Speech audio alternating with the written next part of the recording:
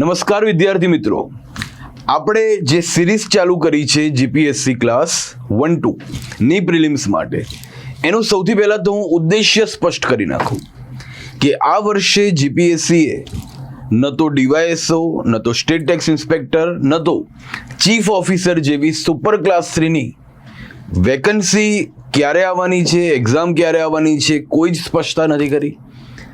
અર્થાત માત્ર એટલી જ બાબત, ઓકે, નેક્સ્ટ મંથ અડધો વર્ષ પતવાનું છે, એટલી જ બાબત બધાને ખ્યાલ છે કે જીપીએસસી ક્લાસ 1-2ની 7 જૂને પ્રિલિમ છે. તો ઘણા બધા વર્ષોથી જે પણ ફિલ્ડમાં હોય, જે પ્રિલિમ્સ પાસ ના કરી શકતું હોય, ખૂબ કોમ્પિટિશન છે. યાદ રાખવાનું છે કે છેલ્લા દિવસો બાકી છે, દિવસ રાત એક કરી નાખવાનું છે. 47 નંબરની ભરતીના જે ઇન્ટરવ્યૂ આપનાર વિદ્યાર્થીઓ, મેન્સ આપેલા વિદ્યાર્થીઓ, એ તમારી સાથે કોમ્પિટિશનમાં છે. 240 નંબરની ભરતીનું મેન્સ આપેલું હોય, એના ઇન્ટરવ્યૂ પણ હવે આપવા જઈ રહ્યા હોય, એ વિદ્યાર્થીઓ પણ પ્રતિસ્પર્ધામાં છે. તો ત્યાં જ ખબર પડી જાય છે કે ખાલી પહેલાં તો પ્રિલિમ્સની અંદર એન્ટર થવું એ પણ કેટલી મોટી હર્ક્યુલસ ટાસ્ક છે, કેટલી મોટી બાબત છે. તો એટલા માટે આપણે આ ઘણા બધા વિડીયો બનાવ્યા હજી સુધી, અને જીપીએસસી 1-2ની પ્રિલિમ પાસ થઈ શકે એ માટે કયા પ્રકારની તૈયારી હોવી જોઈએ એની ચર્ચા કરી. આજે હું નાનકડો મુદ્દો કે છેલ્લા દિવસોમાં કઈ 3 બાબતોનું ધ્યાન રાખવું જોઈએ એની ચર્ચા કરવા જઈ રહ્યો છું. જેમ કે પહેલું કે હવે કંઈ જ નવું ના વાંચવું જોઈએ. સૌથી મહત્વનું, એકદમ મગજમાં ફિક્સ કરી નાખો કે કરંટ અફેર્સનું થોડું જે જોતા હોય એના સિવાય જે પરંપરાગત વિષયો છે એમાં ક્યારેય કંઈ જ નવું ન વાંચવું જોઈએ. જે રહી ગયું એ રહી ગયું. હવે શું કરવું જોઈએ? જે ઓલરેડી વાંચેલું હોય એનું માત્ર પુનરાવર્તન કરવું જોઈએ.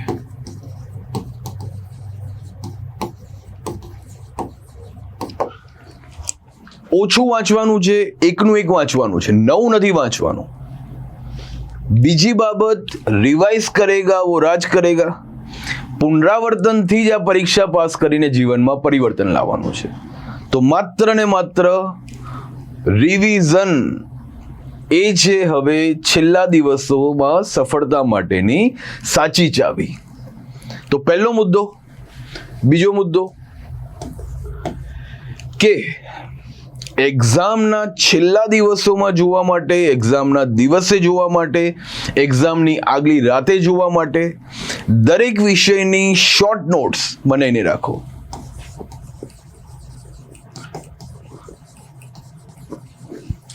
આપણે એવું પણ કીધું કે કરંટ અફેર્સનું આપણું જે મેગેઝિન છે, લાસ્ટ લેક્ચરમાં મેં વાત કરી, એ મેગેઝિન છે એમાંથી પણ કામનું હોય એની શોર્ટ નોટ્સ બનાવીને રાખો. તો વાંચશો, લખશો એટલે 2 વખત પ્રેક્ટિસ થશે. છેલ્લે શોર્ટ નોટ્સ એ જોઈને જવાનું છે. શોર્ટ નોટ્સની અંદર સૂત્રો હોવા જોઈએ જે એક્ઝામમાં ક્લિક થવાના છે. ફેક્ટ ભૂલી જવાતું હોય છે એક્ઝામના દિવસે, રિકોલ નથી થતું કારણ કે પુનરાવર્તન નથી થયેલું, પ્લસ આ પ્રકારે શોર્ટ નોટ્સ અને સૂત્રો નથી બનાવેલા હોતા.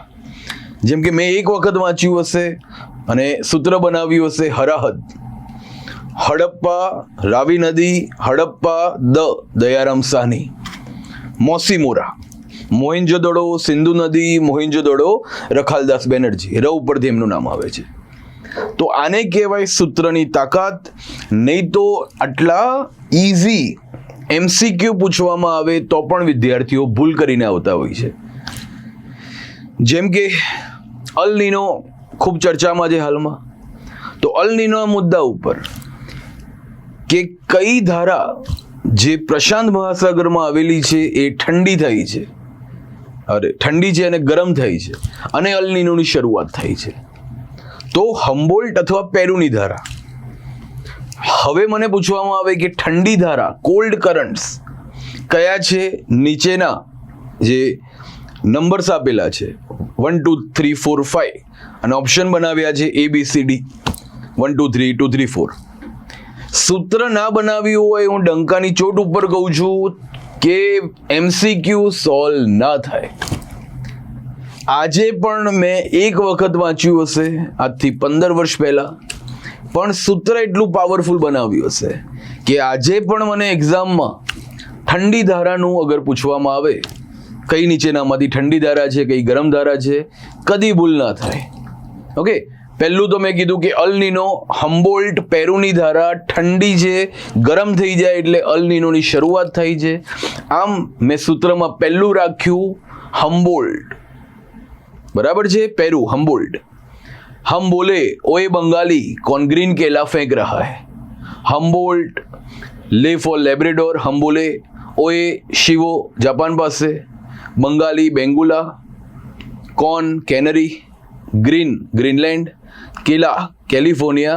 फेंक रहा है फॉकलैंड. એટલું પાવરફુલ એને સૂત્ર કહેવાય કે તમને ઘણું બધું યાદ રહી જાય.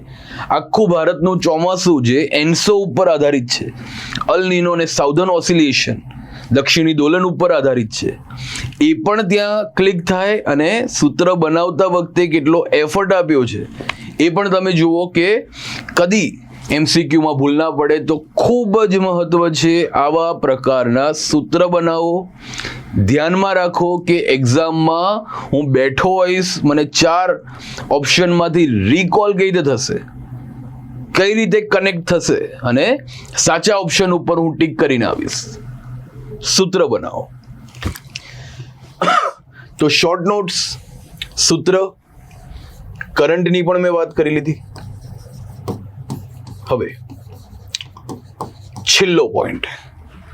ઘણા બધા વિદ્યાર્થીઓને વારંવાર કીધું હોય તો પણ તેઓ ભૂલ કરે છે અને એક્ઝામ ના પેપરને તેઓ મોક ટેસ્ટ ગણીને આપવા જાય છે. કદી ભૂલ ના થાય કે મોક ટેસ્ટ આપ્યા સિવાય કદી એક્ઝામમાં ના જવાય. મિનિમમ 4-5 ટેસ્ટ તો આપવી ફરજિયાત છે, કદી ભૂલ ના થાય. અલગ જ દુનિયામાં ઘણા બધા લોકો તૈયારી કરતા હોય છે. આખો દિવસ વાંચવાથી કંઈ જ ના મળે. મોક ટેસ્ટ આપવાથી ટાઈમ મેનેજમેન્ટ આવડે છે. મોક ટેસ્ટ આપવાથી એક્ઝામને કઈ રીતે હેન્ડલ કરવું આવડે છે. એક્ઝામમાં સ્ટ્રેસ મેનેજમેન્ટ આવડે છે. એક્ઝામમાં ક્યારે બ્રીધિંગ પીરિયડ લેવો એ આવડે છે. એક્ઝામની અંદર બેઝિક મિસ્ટેક જે કહેવાય કે સાવ સામાન્ય ભૂલોથી વ્યક્તિ બચે છે અને ટીક કરવું, ઓકે, અહીંયાથી વાંચ્યું ટીક કરવું એ શીખે છે. કોન્સન્ટ્રેશન એનું વધે છે. મોક ટેસ્ટના પત્યા બાદ આપણે એની ડિટેલ આન્સર કી ચેક કરીએ તો એનાથી રિવ્યૂ કરવા બેસીએ તો ઘણા બધા બીજા પોઈન્ટ પણ ખ્યાલ આવે છે. અને મોક ટેસ્ટ આપવી ફરજિયાત છે. વાંચ્યા કરવાથી કદી કોઈ પાસ થયું નથી. અડધી જિંદગી અમે આ ફિલ્ડને આપી દીધી છે, એટલા માટે આપણે સલાહ આપી રહ્યા છે. ઓકે, મને યાદ છે કે હું UPSC આપતો હતો એ વખતે GSનું મને યાદ છે 100થી વધારે પેપર આપીને જતો હતો. બધું આવડે એના પછી રોજ એક GSનું પેપર સોલ્વ કરવાનું 2 કલાક એકદમ કોન્સન્ટ્રેશનથી, 2-3 કલાક એની ડિટેલ આન્સર કી ચેક કરવા બેસવાની. ઓર ઇન્ફોર્મેશન મળે, ક્યાં ભૂલ પડે છે, કેમ આ બાબત છે એ ધ્યાનમાં નથી રહેતી, એનું લિસ્ટ બનાવીએ, એની નોટ્સ બનાવીએ. CSETના 50 પેપર આપીને જતો હતો. જાન્યુઆરીથી મે સુધી રોજ એક પેપર આપતા હતા અને 3 કલાક એનું ડિટેલ આન્સર કી માંથી અમે ચેક કરતા હતા. તો મોક ટેસ્ટ આપવી ફરજિયાત છે અને મોક ટેસ્ટ પછી એનું રિવ્યુ કરવું પણ ફરજિયાત છે. વિદ્યાર્થીઓના હિતોને ધ્યાનમાં રાખીને સંસ્થાએ 2-2ની પેરમાં જે વિષયોનું એક પેપર બનાવ્યું હતું એ ટેલિગ્રામ ચેનલમાં મૂકી દીધું છે. હજી પણ કોઈને જોવાનું બાકી હોય તો બે દિવસ એક દિવસ એક વિષય વાંચે, બીજા દિવસે બીજો વિષય વાંચે અને એક પેપર આપે. અને છેલ્લે આપણે આમ તો 4 ફૂલ લેન્થ મોક ટેસ્ટ માંથી 2 પતી ગઈ છે. હવેના 2 રવિવારે બીજી 2 છે. એમાંથી પણ આપણે મૂકવાની કોશિશ કરીશું ટેલિગ્રામ પર. 2 પેપર તો ફૂલ લેન્થ મોક ટેસ્ટના આપીને જ જાય. આગળના પેપરો આપણા સીધા ક્વેશ્ચન આન્સર ફોર્મમાં છે. છેલ્લી 4 ફૂલ લેન્થ મોક ટેસ્ટ આપણું ડિટેલ આન્સર કી સાથેની આવી રહી છે. 2 પતી ગઈ છે, તો કોઈને બાકી હોય તો એ પણ એની અંદર જોડાય. ઓકે, પણ મોક ટેસ્ટ અને એની સમીક્ષા કરવી ફરજિયાત છે.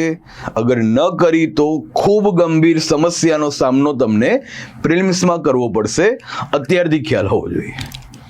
અને છેલ્લે આપણે આગળના જે વિડીયો બનાવ્યા છે એ વિડીયો પણ એક વખત જોઈ લેજો કે દરેક વિષયમાં વાંચતા વખતે વિડીયો ઓપન કરજો અને બુક ઓપન કરજો અથવા નોટ્સ ઓપન કરજો અને ટિક કરવા લાગજો કે કયા વિષયો આઈએમપી છે અને હું એના ઉપર સૌથી પહેલાં ફોકસ કરીશ. અને દોસ્તો, છેલ્લો સમય બાકી છે એક્ઝામનો. આ સમય હવે હાર્ડવર્ક ગધા મજૂરીનો નથી. આ સમય હવે સ્માર્ટ રિવિઝન ટાઈમ છે. બરાબર છે? તો સ્માર્ટ રીતે રિવિઝન કરવાનું છે અને એક્ઝામમાં બેસ્ટ પરફોર્મન્સ આપીને આવવાનું છે. જય હિન્દ, જય ભારત, જય ગરવી ગુજરાત. Thank you.